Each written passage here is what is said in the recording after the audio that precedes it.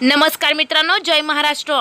येत्या निवडणुकीत ठाकरेंचा विजय निश्चित। मुंबई कोणाची? ठाकरेंची। तर बघा, कोणत्याही महत्त्वाची बातमी बघूया। मुंबई महापालिकेसह स्थानिक स्वराज्य संस्थांच्या निवडणुकांच्या पार्श्वभूमीवर उद्धव ठाकरे यांनी युती आघाडीची चाचपणी सुरू केली आहे।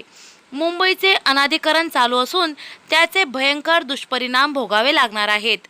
ठाकरेंच्या शिवसेनेच्या वर्धापन दिनानंतर दुसऱ्याच दिवशी मुंबईतील पंचतारांकित हॉटेलमध्ये ठाकरे यांनी पक्षातील आमदार आणि खासदारांना स्नेहभोजनासाठी आमंत्रित केले होते। रात्री झालेल्या या स्नेहभोजनावेळी सर्व आमदार आणि खासदारांनी ठाकरे यांनी मनमोकळीकपणे चर्चा केली।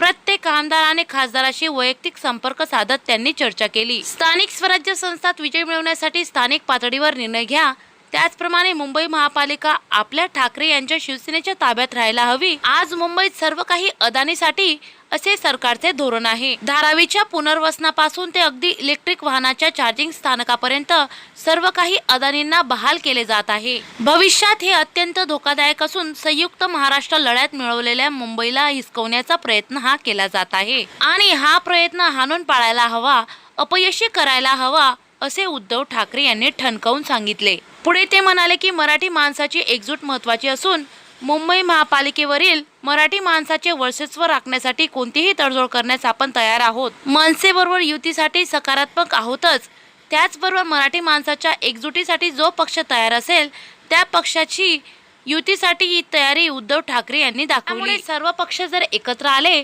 तर यावेळी मुंबई ही फक्त उद्धव ठाकरेंचीच आहे।